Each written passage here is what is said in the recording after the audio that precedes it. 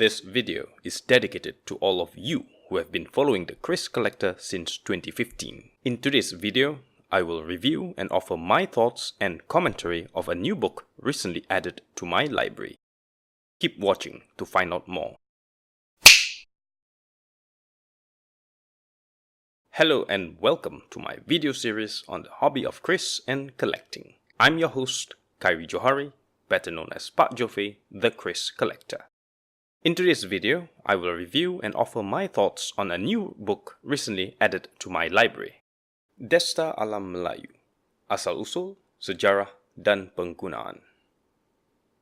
Written in the Malay language by one JOHAN Iskandar, launched recently on the 25th of November 2018 in Malaysia, sold in Singapore through his acolytes for 50 Singapore dollars. The author claims that this work is of paramount importance as it corrects one's understanding of the traditional Malay headdress known by various names such as Destar, Tengkolok, Tanjak, Getam, and many more. How good is this book? Is it worth a read? Should you get one? I will share my thoughts shortly. Before I begin, I would like to do my customary quick sharing of a piece from my Keris collection, my quick Keris check. Accompanying me on today's video, a piece added to my collection in 2011. Fair notice, this is not an antique piece. Acquired directly from Mr. Zulkifli Muhammad from Malaysia. This is a new piece adopting a Malaya-style 5-lobe blade with a pair of unduk-unduk or seahorses. Fittings are Terengganu-style sampai fittings with a serinded parrot-carved hilt. Honestly, what attracted me to this piece was the serinded hilt and Terengganu-style fittings. The blade, not so much. If memory serves, there was a pair of these available for sale and I chose this as I felt this hilt had more character compared to the other. An interesting feature for this blade is that despite the blade being new, this piece has been synthetically aged.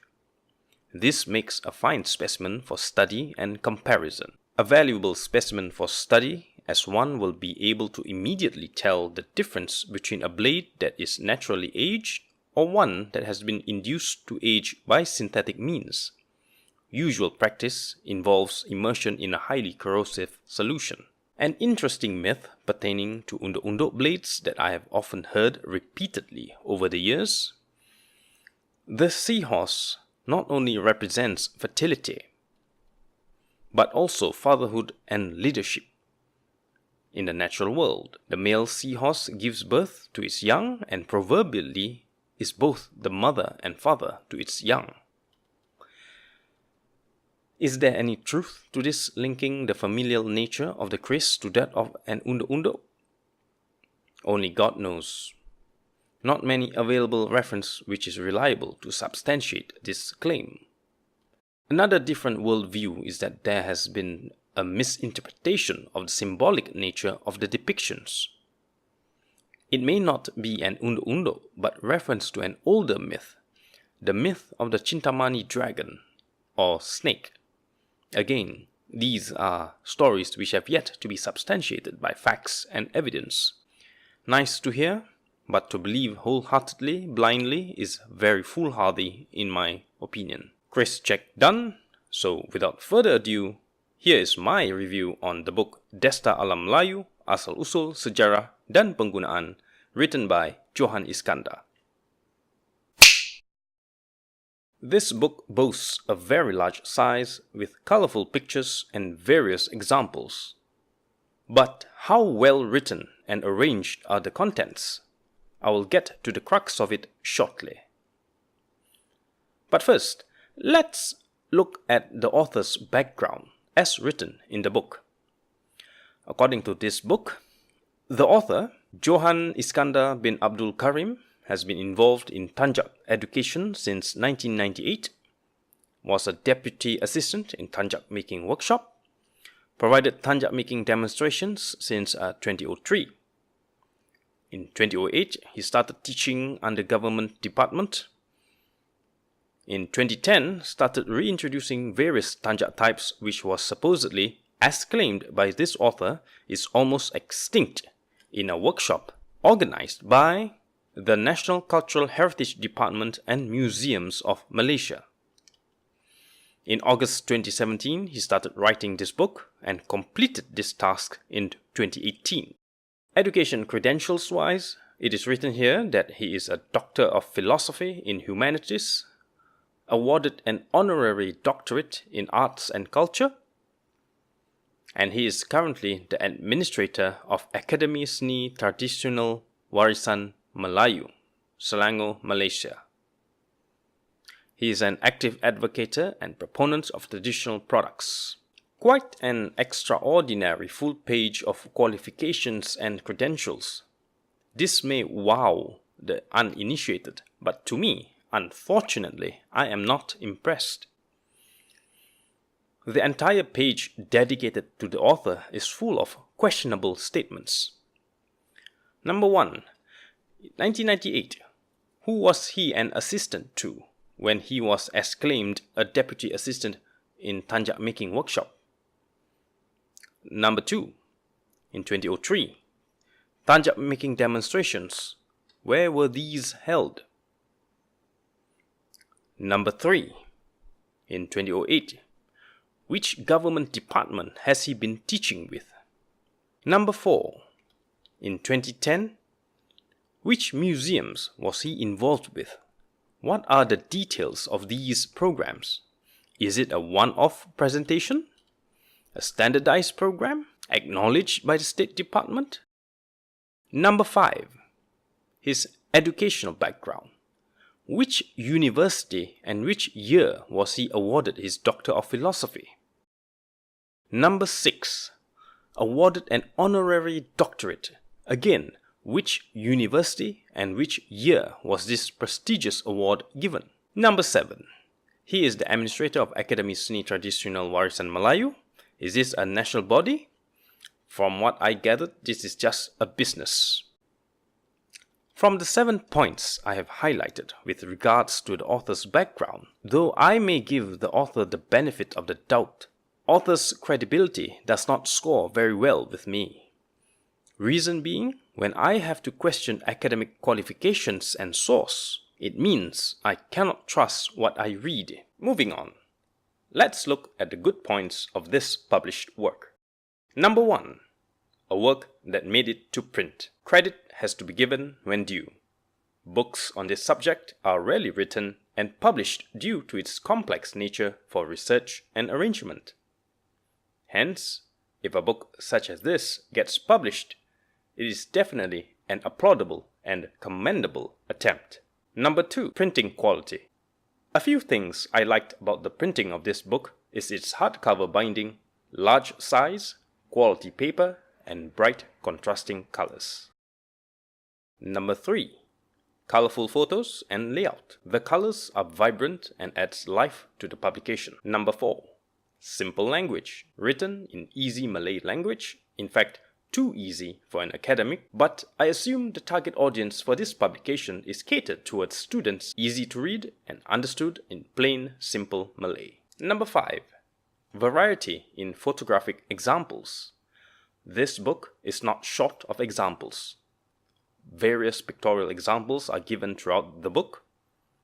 My only complaint is the examples are too small. The photographic examples, which are presented at 3 different angles, in my opinion, should be enlarged and highlighted more prominently instead of the models fashioning them. Number 6. Ease of lookup. This book conveniently sorts out the various styles of headwears into respective categories. Various traditional headwear sorted by types such as tanjak, getam, songkok, semutar, tengkolok, kerudung, bulang, segulung, suri, siput, and so on. With this sorted classification, it makes the study of this craft much more convenient. Number 7. Non-sexist feel. Usually, any work related to the traditional Malay headwear is assumed only relates to men. In this work, the author presents traditional headwear worn by women as well. hence a balanced, non-sexist feel to this body of work. I have addressed the good points. Now I will address the negative aspects of this body of work. Number 1. Is this a product catalog? The overall feel of this work to me feels more like a product catalog. The author's eagerness to showcase the various examples and show off his ability to produce one seems more like promoting his wares instead of really contributing as an academic reference work. Number 2. Repeated emphasis that all examples are wrong. Throughout this work, the author keeps emphasizing to the reader that various examples in the past are wrong and his displeasure of traditional headwear made by copying and mimicking. He repeatedly emphasized that the art of tanjak making must be learned with the tutelage of a guru, and the intent is clear. He is trying to emphasize that his knowledge is supreme and none may challenge him. Number 3. Bibliography references are limited. From the list of reference bibliography, it is clear to me that the author is not well read. There are many more notable and reliable reference works written before, though not specifically focused on traditional headwear. But with just 1 page of bibliography references, and most of which are not even related to specific works on traditional Malay headwear, this makes me question if the author is trying to rewrite history with this publication of his. Number 4. Origins, History and Usage. Throughout this book, with each examples, the author did mention the origins, history and usage. However, he does so in a very touch-and-go approach, lacking in vital details and reliable references to the source of his information. He does not cite sources to substantiate his claims. For example, he claims that this particular tanjak style is worn in Singapore. Is this referring to present-day revival or historical references? If so, what is the evidence to back this statement? The explanations for each example too does not quote a reference source. The manner in which the information is presented is very unidirectional, lacks credible references. I am inclined to perceive that the author is trying to dictate that his information is accurate and should not be questioned. Number 5. Incessant repetition. Emphasis on tradition of learning through a guru. Again, the author's repeated emphasis on learning through a guru makes me question who then certifies the guru. Are we to believe whatever the guru says is law? Blindly become a student follower? One disturbing example is in the case of Wan Yahya Wan Abdullah, the author of the book Destar Warisan Malaysia. In Johan's book, he seems to downplay Wan Yahya's credibility by attempting to position him below Johan's rank. How could this be so when Wan Yahya served in the royal house?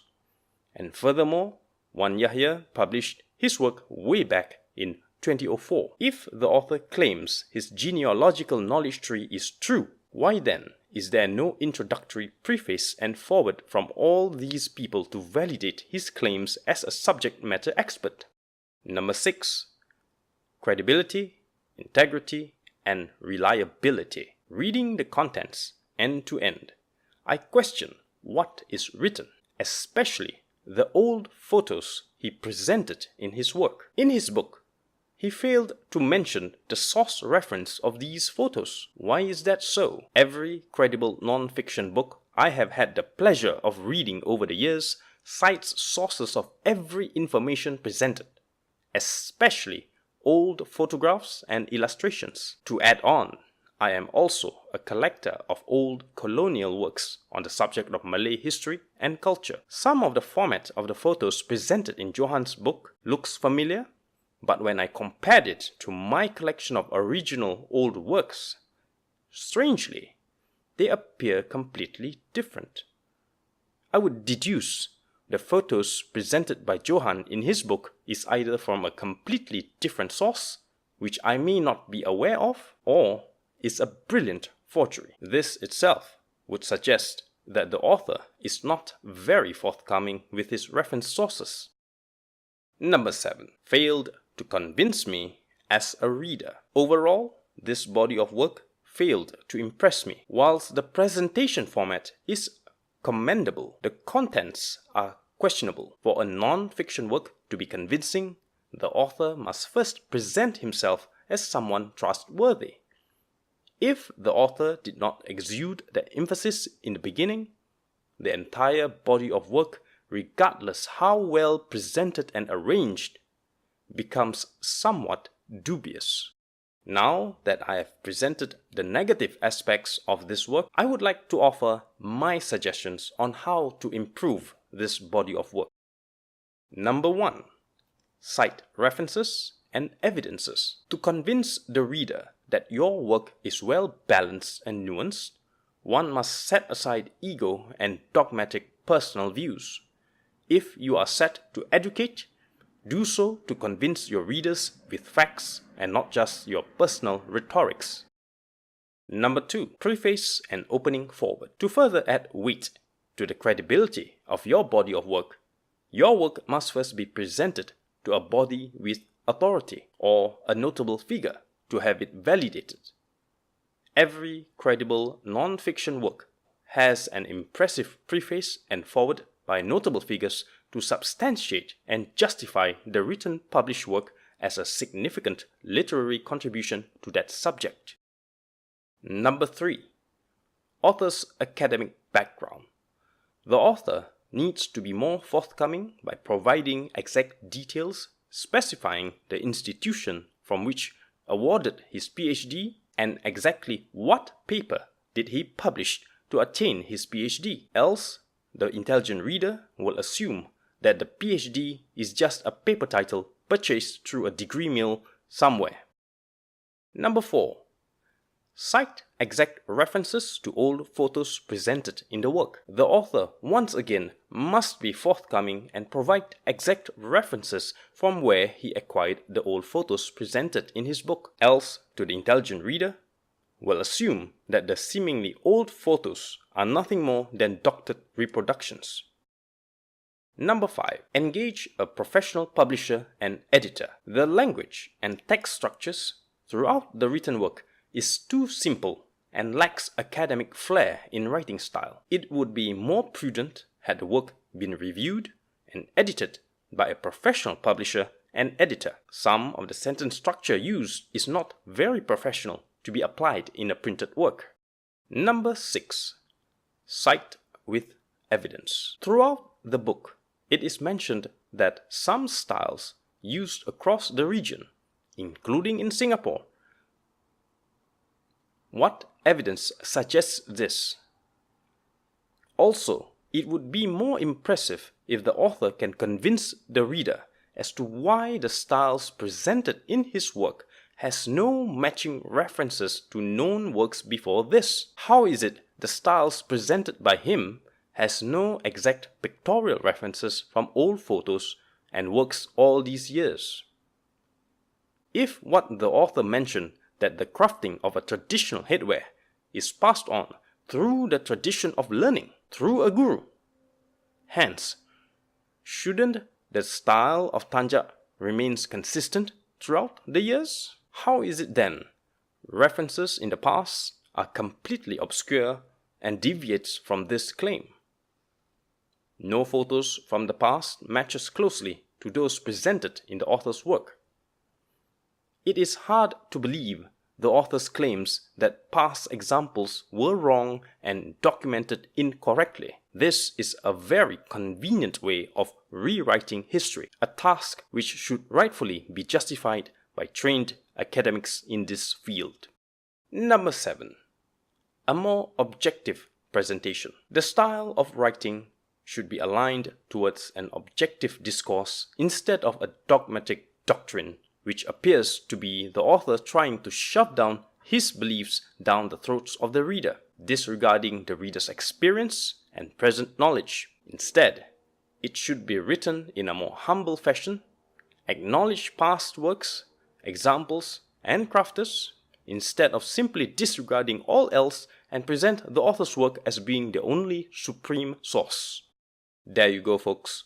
My review of the good, the bad, and the improvements. My concluding thoughts: this work is written by an author who is eager to regurgitate everything he appears to know, but at the same time does not seem to be very forthcoming with his full facts and references. It would appear that he is trying to position himself as a leading authority on the subject matter. This work is presented in a very imbalanced preposition statement. It would also appear that he expects the reader to acknowledge his work and be proclaimed as the one and only guru in tanjak making. Personally, the lack of details and lack of credibility are contributing factors for me to doubt the authenticity and reliability of the work. This entire publication suitably qualifies as a form of vanity publishing with possible intent to monopolize and commercialize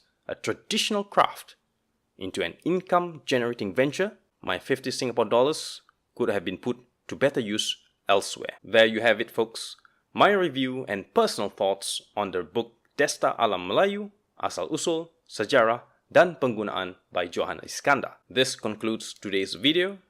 For more updates on the latest Keris-related news, activities, and information, follow the Keris Collector on Facebook, Instagram, Twitter, and do subscribe to our feeds on our website as well. Links are given in the description below. If you find this video useful, do hit the like and subscribe button and share this video within your circle. Together, we shall preserve through discovery. With that, this is Pak JoFe, the Keris Collector, signing off. See you in our next video.